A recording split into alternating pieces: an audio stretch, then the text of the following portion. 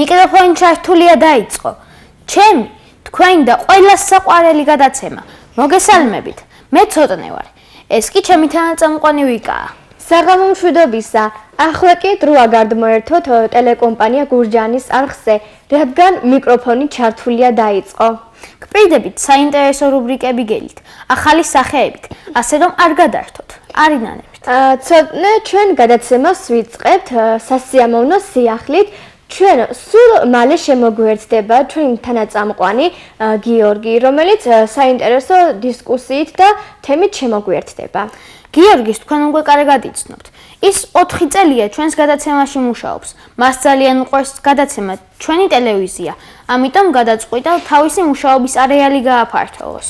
ასევე ცოტნე მინდა აღნიშნო, რომ გიორგი მხოლოდ ერთ რუბრიკაზე არ დასჯერდება.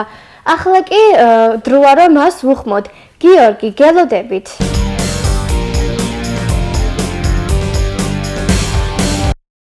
აი მეც მოვედი, ჩვენ უკვე ვიცნობთ ერთმანეთს, მე გიორგი ვარ.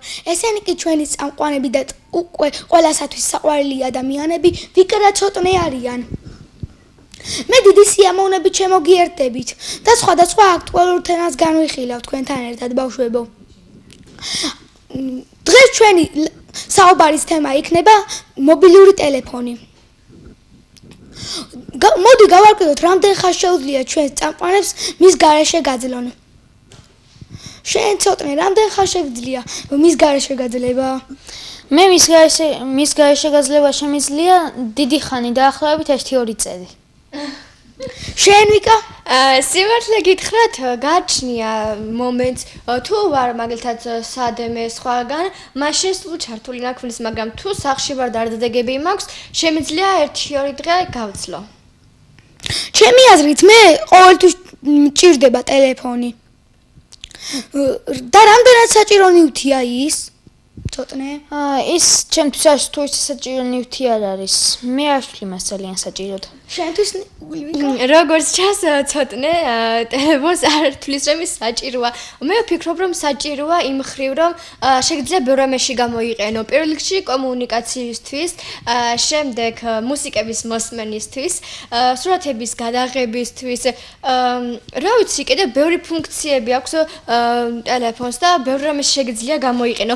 ასევე ტელეფონით შეგიძლია დაადგინო ადამიანის ადგილმდებარეობა, თუ ის დაიკარგა, შეუძლიათ ტელეფონის მეშვეობით იპოვნონ.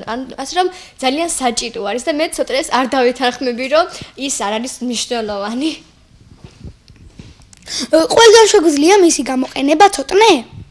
ჩემი აზრით მისი გამოყენება ყველგან არ შეგვიძლია. მაგალითად არ შეგვიძლია მისი გამოყენება სკოლაში ან საქმიანი შეხვედრების დროს. შენთვის ვიკა? გეთანხმებით ცოტნე, თუმცა შეიძლება რომ წაიღო და რა იცი, იქნებ იმ მომენტში ისეთი რამ ხდება, რომ აუცილებლად საქმის ყურში უნდა იყო. ასე რომ ვფიქრობ, რომ ყველგან უნდა ატარო. ჩემი აზრით გამოყენება შეგვიძლია მაგალითად სკოლაში ან საქმიანი შეხვედრის დროს. თქვენთვის ის კომუნიკაციის საშუალებაა თუ უფრო გართობის? ჩემთვის ის ორივე საშუალება, როდესაც მე სამესადინო არ მაქვს, მაშინ ვერთობი ან ურეკავ ნათესავებს. მე უფრო გასართობად კომუნიკაციისთვის რა თქმა უნდა, მაგრამ უფრო იმიტომ მაქვს ტელეფონი და იმიტომ ასე თქოს მიხარია, რომ უფრო გართობის მიზნით. თქვენი საყვარელი სელფები გააქვთ? 1-2 სელფი მაქვს, მაგრამ დიდად არ მაინტერესებს მე სელფები. მე ცოტნეს ამ ხრევაც ვერ დავითანხმები, იმიტომ რომ მე სელფების გადაღება ძალიან მიყვარს. არ არსებობს რაიმე ადგილას ვიყო და ის მომენტი და ის დღე არ დავაფიქსირო ჩემი სელფით. თან მხოლოდ ერთი არა, შეიძლება 50, 10, რა ვიცი, გაჩნია რამდენი მომეწონება. ცოტნე მაჩვენია შენი საყვარელი სელფები. აი ეს და აი ეს. შენი ვიკა? მე ძალიან ბევრი სელფები მაქვს გადაღებული და სიმართლე გითხრათ, მრავალფრონებით არ გამოირჩევა, იმიტომ რომ თითქმის ერთი და იგივე პოზაში და ერთი და იგივე სახით მაქვს გადაღებული და ერთი და იგივე მიმიკით. შეიძლება ცოტა უაზრობა ზოგისთვის, მაგრამ მე ვფიქრობ, რომ ესეთვის სახალისოა და კარგი. მოდი შევაჯამოთ ჩვენი საუბარი. და რამდენიმე რჩევა თქვენგან რა იქნება, ბავშვებო? ჩემგან ერთი რჩევა იქნება ის, რომ დიდხანს ნუ გამოიყენებთ ტელეფონს, რადგან მას შეუძლია დაგიავადმყოფოთ თვალები და მას აქვს ულტრა იისფერი გამოსხივება. შენთვის ვიკა მე ვფიქრობ, რომ აუცილებლად ყველგან ატარონ ტელეფონები. ამას მე კი რჩევას კი ვაძლევ სხვას, მაგრამ მე თვითონაც ხშირად მაქვს გამორთული და შეიძლება და მე ისეთი მნიშვნელოვანი რამე მქონდეს შენი სათქმელი და მე კი ამ დროს ვერ ხვდებოდი. ასე რომ ეს ძალიან ცუდია და მართლა გირჩევთ, რომ ესე არ იყოთ, ანუ ხმა ქონდეთ აწოლ და ყველგან ატარეთ ტელეფონი. ამ დროისათვის სულ ეს იყო. ჩვენ შევხვდებით 2 კვირის შემდეგ. ნახვამდის.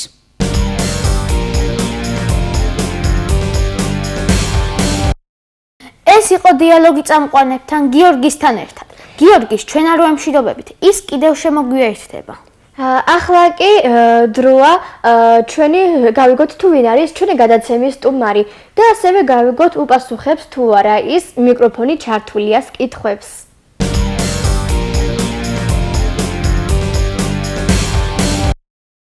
ეს არის ვიზიტი. მე მარიამი ვარ, გამარჯობა. დღეს ჩემი ვიზიტი შედგება ჭანდრის საჯარო სკოლის დირექტორთან მანანა მჭედლიშვილთან. მოგესალმებით. გამარჯობათ. გმადლობთ, რომ ჩემთან ერთად ხართ. დიდი მადლობა თქვენ რომ მომიწვიეთ. პირველ რიგში გითხარით, ბავშვებთან ურთიერთობა გამოგდით? მე ვფიქრობ რომ გამომდის. თუმცა ეს კითხვა უმჯობესი იქნებოდა უფრო ბავშვებისთვის დაგესვათ, მაგრამ მე მაინც ყოველ შემთხვევაში ვცდილობ რომ გამომივიდეს და ვფიქრობ რომ გამომდის იმ დონეზე, რა დონეზეც საჭიროა. თქვენ როგორი ბავშვი იყავით და სხვებისგან რით გამოირჩეოდით? მე ვიყავი ჩვეულებრივი ბავშვი. ვფიქრობ რომ ბევრი არაფრით გამოირჩეოდი სხვებისგან, უბრალოდ სწავლობდი შეძლებისდაგვარად კარგად. და ვცდილობდი ყოფილიყავი კარგი ბავშვი. რა იყო თქვენი ბავშვობის ოცნება და აგისრულდათ თუ არა? ჩემი ბავშვობის ოცნება ყოველთვის იყო ის, რომ მესწავლა კარგად და ჩემი მომავალი ყოფილიყო ჩემს განათლებაზე დამოკიდებული. მართლა ამას ვფიქრობდი მთელი ცხოვრება, მართლა ამისთვის სწავლობდი მთელი ცხოვრება და ვფიქრობ, რომ რაღაც გარკვეულწილად გამოვიდა და შემისრულდა ეს ოცნება. როგორი მოსწავლე იყავით და მაღალ ნიშნებზე სწავლობდით? ვფიქრობ, რომ კარგი მოსწავლე ვიყავი. ნიშნებზე ორიენტირებული არასდროს არ ყოფილვარ. მე ყოველთვის მაინტერესებდა უფრო ის, რომ მიმიღო განათლება სკოლისგან და არა მხოლოდ მაღალი ნიშანი. რა თქმა უნდა, მქონდა კარგი ნიშნები, ახლა როცა სწავლობ, თავისთავად გიწერია ის მაღალი ნიშანიც, მაგრამ ყოველ შემთხვევაში მე მაინც და მაინც მარტო ნიშნებზე არასდროს არ მიფიქრია და ყოველთვის ვცდილობდი რომ ნიშანზე დამოკიდებული არ ყოფილიყავი. იყავით თუ არა ცელქი და აბრაზებდით თუ არა უფროსებს? მე მგონი ნაკლებად ცელქი ბავშვი ვიყავი. ახლა რომ მახსენდება და გადავხედავ ჩემს ბავშვობას, აი მაინც და მაინც რაღაცა სიცელქეები ნაკლებად მახსენდება. მაგრამ ყოველ შემთხვევაში ყველა ბავშვი მაინც გარკვეულწილად ცელქია და ალბათ მეც ცოტა ცელქი ვიყავი, მაგრამ აი ძალიან ცელქი ბავშვები რომ არიან, საერთოდ ასეთი ბავშვი არ ვიყავი. ახლა კი მოგვიყევით თქვენი საქმიანობის შესახებ. რამდენად საინტერესო და მნიშვნელოვანია ის? იქიდან გამომდინარე, რომ ჩემი საქმიანობა უკავშირდება მოსწავლეების მოზარდების აღზრდას, რა თქმა უნდა, განსაკუთრებით მნიშვნელოვანია. მე ვფიქრობ, ამ ქვეყნად ყველაზე მნიშვნელოვანი, იმიტომ რომ ჩვენი თაობის აღზრდა ყველასთვის და არა მარტო ჩემთვის და არა მარტო პედაგოგებისთვის და არა მარტო მშობლებისთვის, ვფიქრობ, ყველასთვის ყველაზე მნიშვნელოვანია. იმიტომ რომ ამაზე დგას ჩვენი ცხოვრება, ჩვენი მომავალი და ჩვენი მომავლის აღზრდას ვემსახურებთ ჩვენ, არა მარტო მე, სკოლა, მშობელი და ძირითადად საზოგადოება. აქედან გამომდინარე ჩემი საქმიანობა, რა თქმა უნდა, ძალიან საპასუხისმგებლო და ძალიან მნიშვნელოვანი მგონია. რას ნიშნავს თქვენთვის იყოთ სკოლის დირექტორი? როგორც აღნიშნე, ეს ძალიან დიდი პასუხისმგებლობაა ჩემთვის, ყოველ შემთხვევაში მე ასე ვთვლი და ძალიან ბევრს მავალებს. დიახ, თქვენი სკოლა და თვითონ ბავშვები რით არიან გამორჩეულები სხვებისგან? საერთოდ ეს კითხვა ცოტა ისეა დასმული, იმიტომ რომ ბავშვები გამორჩეულები არ არიან, ძირითადად ყველა ბავშვი ერთნაირია.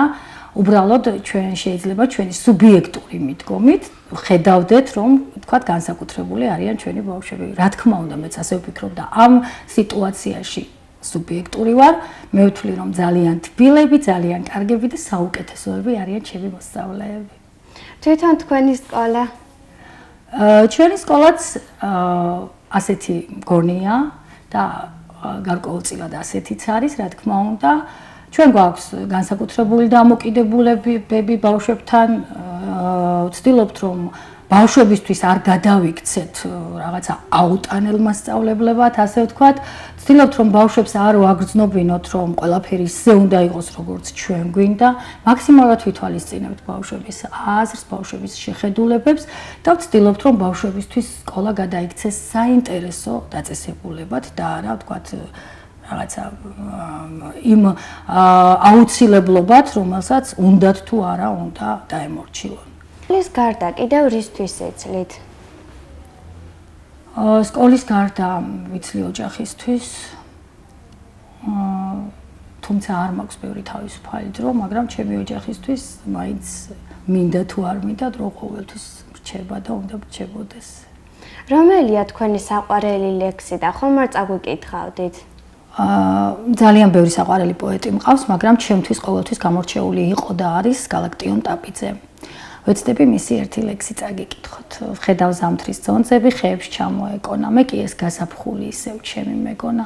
ყველაფერი დამთავრდა, წამი წამს ეზიდება, რა ამაოყოფილა წუთი სოფლის დიდება. ჰყინავს, ისევ ღამეა, მოდის შიში შორევი, რა ამაოდირევა წუთი სოფლის მორევი. გმადლობთ რომ წაგვიკითხეთ ლექსი. და ბოლოს თქვენ რომ განათლების მინისტრი იყოთ, რა შეცვლიდით განათლების სფეროში? განათლების სფეროში შესაძლოა ბევრი რამ იყოს შესაძლებელი, იმიტომ რომ ზოგადად ყველა სფერო მოითხოვს გარკვეული დროის განმავლობაში ცვლილებებს, რეფორმებს, რეფორმები მიდის, იცვლება ძალიან ბევრი რამ. რაც შეეხება დაკონკრეტებას აი ამ საკითხების, მე ვფიქრობ, ჩემზე ჭკვიანი ადამიანები საუბრობენ და ფიქრობენ ამაზე და შესაბამის ცვლილებებს გაატარებენ თვითონ. გმადლობთ რომ იყავით ჩემთან ერთად. დიდი მადლობა. მე კი შეგახსენებთ, რომ ჩემი ვიზიტი შედგა ჭანდრის საჯარო სკოლის დირექტორთან მანანამ ჭედლიშვილთან. მაყურებას კი 2 კვირით დავემშვიდობები. ნახვამდის.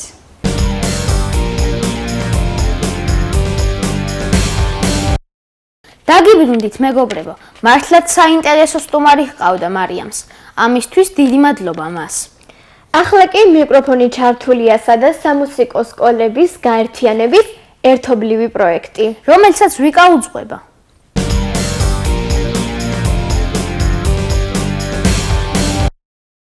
ეს არის მიკროფონი ჩართულიასა და სამუსიკო სკოლების გაერთიანების ერთობლივი პროექტი.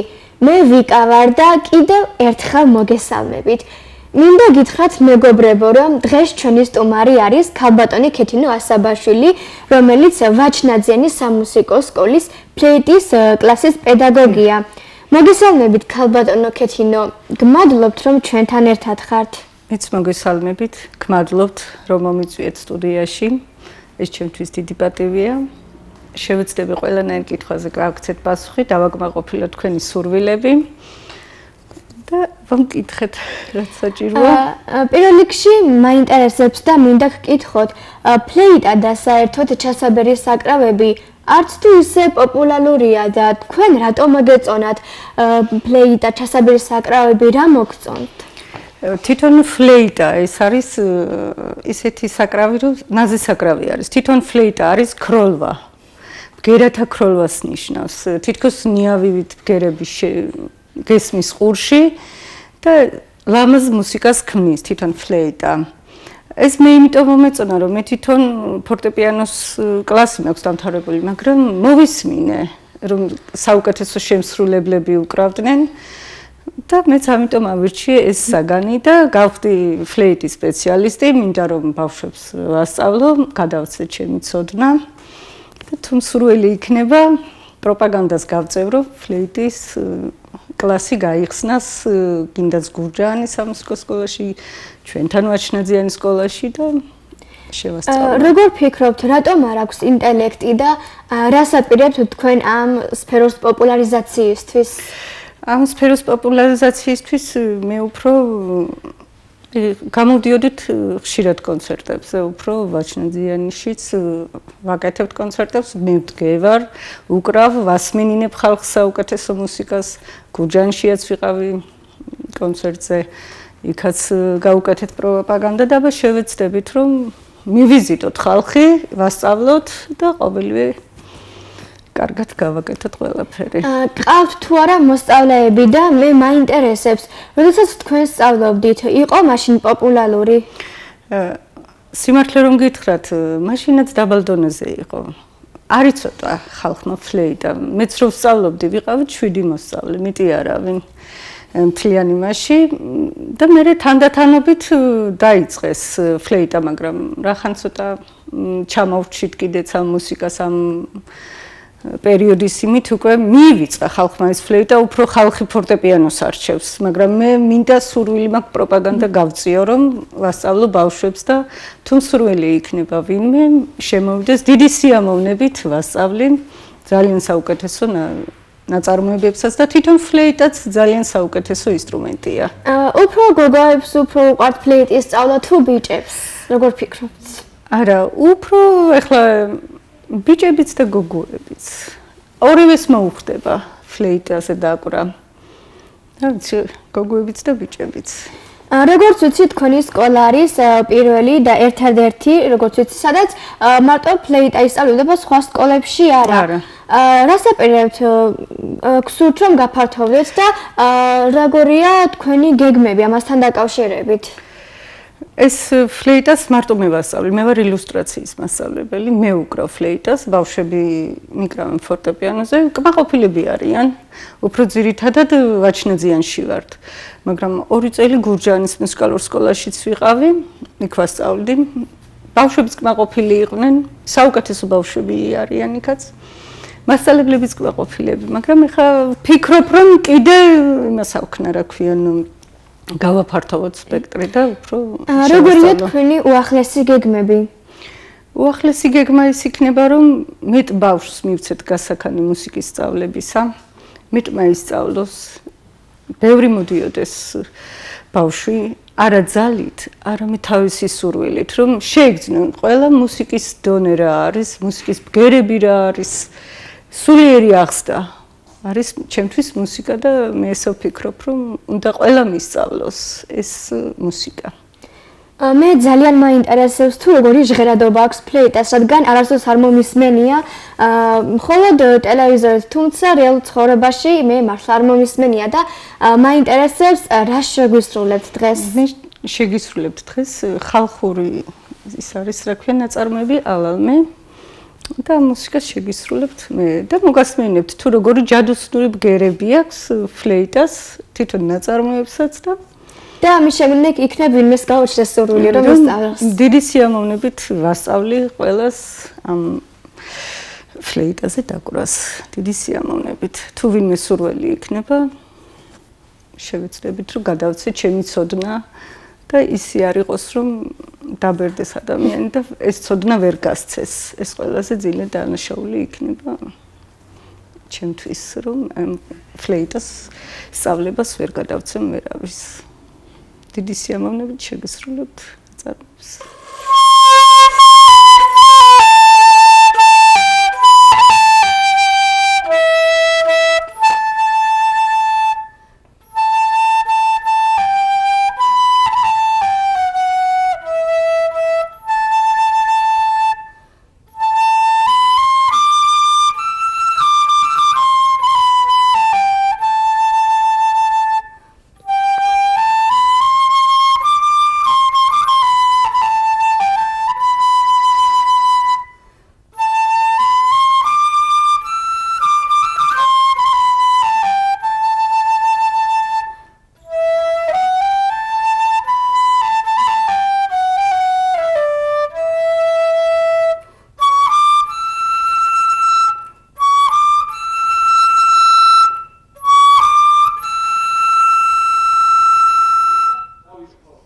დიდი მადლობა, მე ძალიან მომეწონა ფლეიტის ჟღერადობა, მართლაც რომ საოცარი ბგერები ამოდის. გმადლობთ რომ იყავით ჩვენთან ერთად.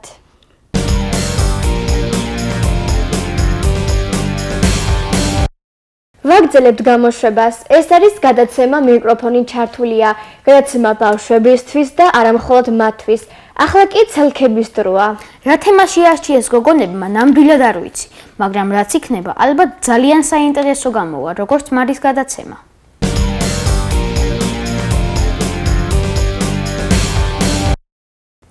ეს არის ცელქები. მე მარი ვარ. დღეს მე და ანი ჩვენი პროფესიის შესახებ გიამბობთ. მოგესალმები ანუკი. იცი რა უნდა გამოხვიდე? კი, მარი, მე ვიცი უნდა გამოვიდე ექიმი. მარი, შენ რა უნდა გამოხვიდე? მე უნდა გამოვიდე პედიატრი.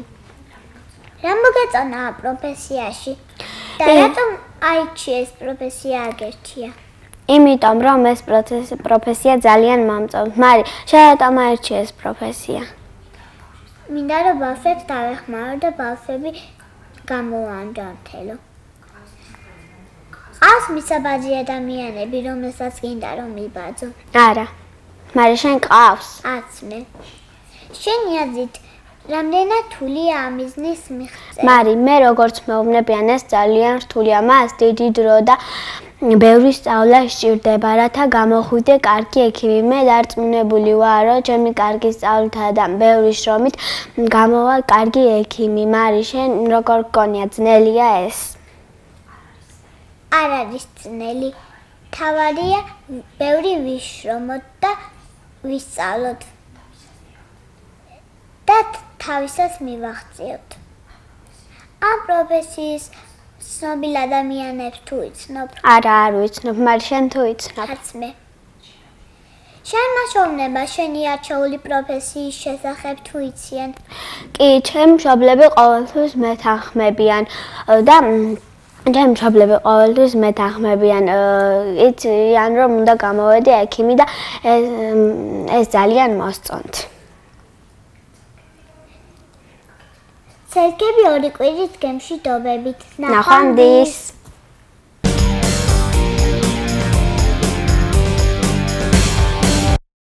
დაგიბრუნდით მეგობრებო. ახლა კი მაყურებელს ჩვენი სიურპრიზი.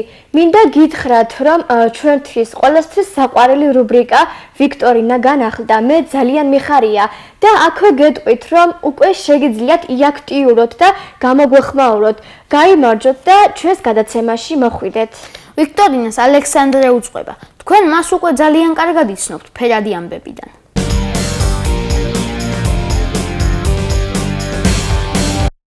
ეს არის ვიქტორინა, მე ალექსანდრე ვარ, საღამო მშვიდობისა. მინდა გითხრათ, რომ ჩვენს ეთერში ვიქტორინა განახლდა. თავიდანვე გაგაცნობთ წესებს, თუ როგორ შეიძლება მოხვდეთ ჩვენს გადაცემაში. პირველ რიგში აუცილებლად უნდა გვიყუროთ და მოისმინოთ ჩემი შეკითხვა, რომელსაც თქვენ დროულად უნდა უპასუხოთ. ეკრანზე მითითებულ ნომერზე, ვინც პირველი მოგვაწვდის სწორ პასუხს, სწორედ ის იქნება ვიქტორინის გამარჯვებული და მას გადაცემაში აუცილებლად მოვიწვევთ. ახლა კი ყურადღება. მე დაგისვამთ კითხვას, თქვენ კი შეეცადეთ იყოთ ოპერატიულები. მითხარით, ვინ არის ამ ლექსის ავტორი? შემეყარა ყივჩაღი. როგორც უკვე გითხარით, დამირეკეთ თან დამიმესიჯეთ ნომერზე 598 30 59 შეგახსენებთ, რომ ვინც პირველი მოგვაწვდის სწორ პასუხს, ის გახდება ჩემი სტუმარი. ასე რომ იჩქარეთ და იაქტიურეთ. მე კი აქვე ორი კვირით დაგემშვიდობებით. ნახვამდის.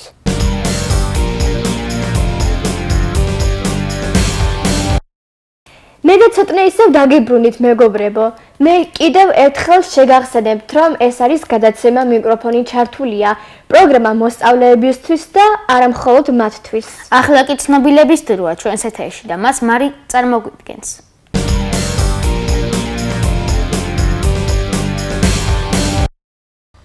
ეს არის ცნობილები, მე მარი ვარ, დღეს მე სოფი ლონენის შესახებ გიამბობთ.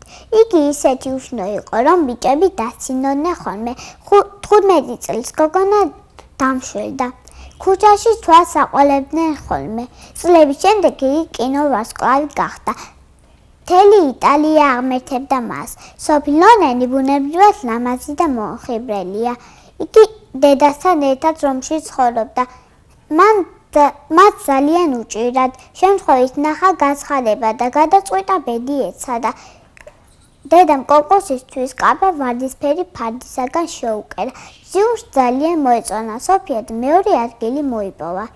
ამის შემდეგ მან რომში სცადა ბედი, სადაც კინოში მიიწვიეს. ასე გახდა იგი ცნობილი კინოვარსკვლავი. სოფი ლონენმა არაერთი ფილმი დაგვამახსოვრა თავი. ცნობილები ზუსტად 2 კვირით გემშვიდობებით. ნახვამდის.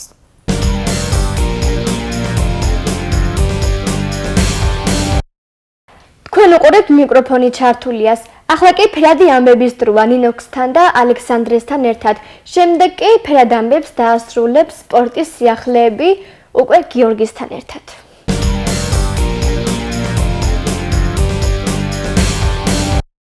საღამომშვიდობის. ჩვენ 2 კვირის შემდეგ ისევ თქვენთან ვართ და ახალ ამბებს გაგაცნობთ. საღამომშვიდობისა. თბილისის სახელმწიფო უნივერსიტეტი მსოფლიოს საუკეთესო უნივერსიტეტების 5%-ში მოხვდა.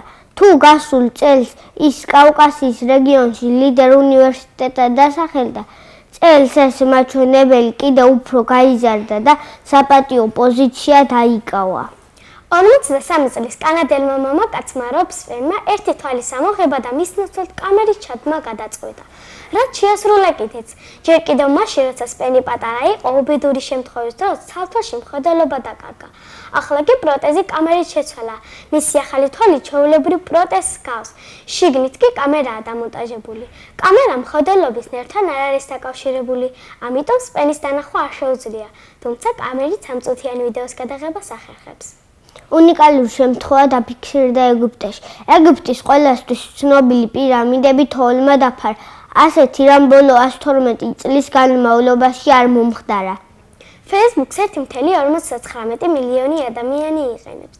ამის შესახებ კომპანიის დამფუძნებელმა მარკ ცუკერბერგმა განაცხადა მილიონობით. ადამიანი მოიხმარს Facebook-ს ყოველდღიურად, იმისთვის რომ ერთმანეთზე კონტაქტონ და სიყვარული გამოხატონ. განაცხადა მან და აქვე პირობა დადო, რომ მომხმარება სიახლეს შესთავაზებს. სხვათა შორის მეც Facebook-ის აქტიური მომხმარებელი ვარ და ძალიან მომწონს. ირლანდიელმა ფოტოგრაფმა კევინ აბოშმა ჩვეულებრივი კარტოფილის ფოტო $1,000,000-ად გაყიდა. ფოტო სახელწოდებით კარტოფილი 345 მყიდველმა $1,000,000-ად შეიძინა. ფოტო ყველაზე ძვირადღირებული ფოტოების ოცეულში შევიდა. ვისაც შეარგოს. ამ სლოგანი დაიწყო პროექტმა და ქველმოქმედმა დავით გაჩეჩილაძემ საქველმოქმედო აქცია თბილისში. დილიდანვე 100 სენჯუჩით სავსე ყუთი დაიდგმევა პეკინის ქუჩაზე და 100 მშიერი დაპურდება. თუ სხვებსაც მოუნდება და ორლოკმას გაიმეტებენ, ამით აქცია შემოუერთებიან. აი ასეთი იყო ახალი ამბები დღეს. ჩვენ 2 კვირის გამშვიდობებით. ნახვამდის. ნახვამდის.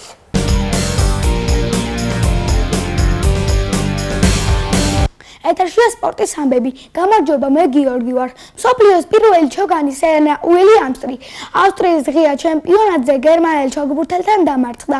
ეს მისთვის პირველი მარცხია. მას აღნიშნული ტურნირი 6-ჯერ აქვს მოგებული. ავსტრიის ღია ჩემპიონატზე მარცხის შემდეგ რუსმა ჩოგბურთელმა მარია შარაპოვამ განაცხადა, რომ ის რუსეთის ფედერაციის თასზე ნაკრების სახელით არ იასპარეზებს. მისი თქმით, ამ დროს ის ხელის ტრავმის მოშოშებისთვის გამოიყენებს. ჩოგბურთის ფედერაციის პრეზიდენტმა სპორტმენს ულტიმატუმი წაუყენა. მისი განცხადებით, თუ შარაპოვა ნაკრებს დატოვებს, ის ოლიმპიადაზე ვერ იასპარეზებს. მსოფლიოს პირველმა ჩოგანმა ნოვა ჯოკოვმა პირველ ნახევარში შვეიცარიელი სპორტმენი დაამარცხა და ფინალში გამარჯვებას დაელოდება. მას აქვს შანსი, რომ მე-6-ად გახდეს ამ პრესტიჟული ტურნირის გამარჯვებული. მადრიდის რეალის პრეზიდენტმა მესის გადმობირება 3-ჯერ სცადა, მაგრამ შავი მცდელობა უშედეგოდ დასრულდა. ამ დროისათვის სულ ეს იყო. მომავალ შეხვედრამდე ნახვამდის.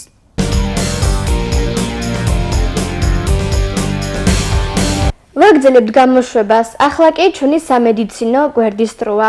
სასარგებლო რჩევას ლიკა მოგვაწვდის, ასე რომ ყურადღებით მოусმინოთ მას.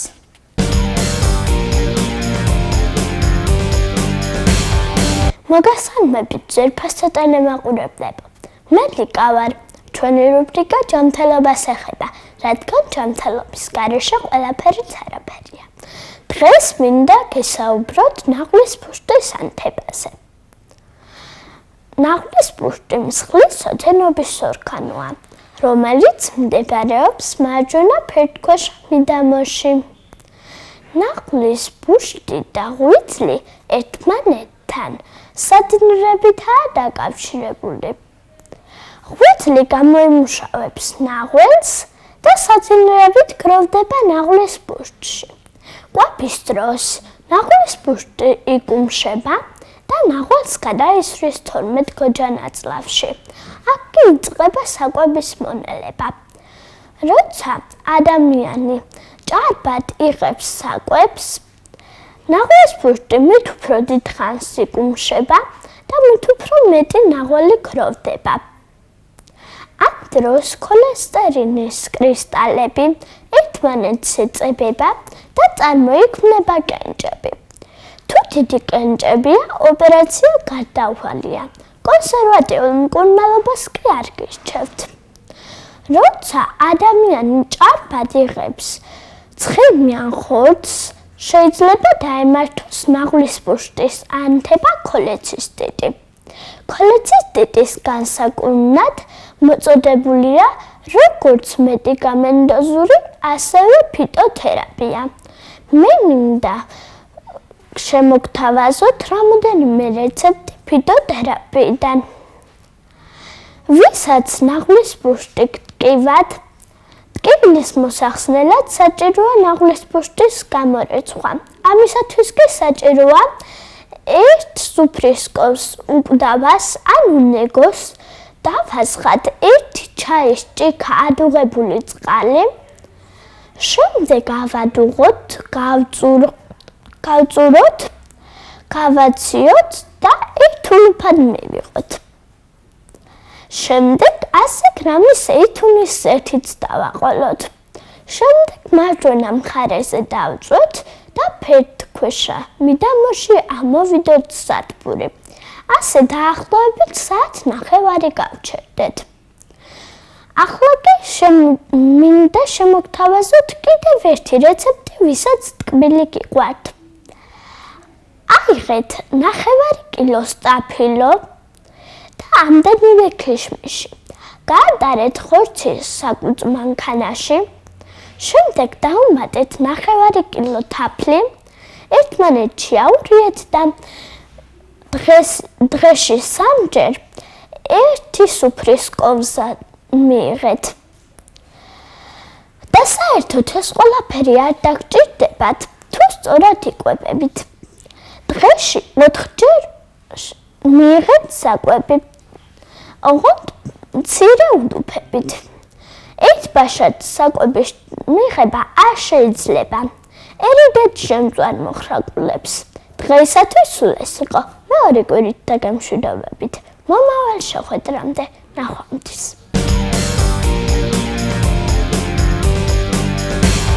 ამასობაში კი გადაცემა დასასრულს მივახლოვდა. გმადლობთ იმისთვის, რომ იყავით ჩვენთან ერთად. თქვენი მოსაზრებები შეგიძლიათ გამოთქვათ ჩვენს Facebook გვერდზე. შეგახსენებთ, რომ ჩვენი ყურება შეგიძლიათ ტელეკომპანია გურჯაანის დილის ეთერში ყოველ მეორე პარასკევს, ხოლო საღამოს ეთერში ყოველ მეორე ხუთშაბათს 21 საათ 15 წუთზე. ასევე ინტერნეტშიც, მის დამარცხე, რომელსაც ეკრანზე ხედავთ.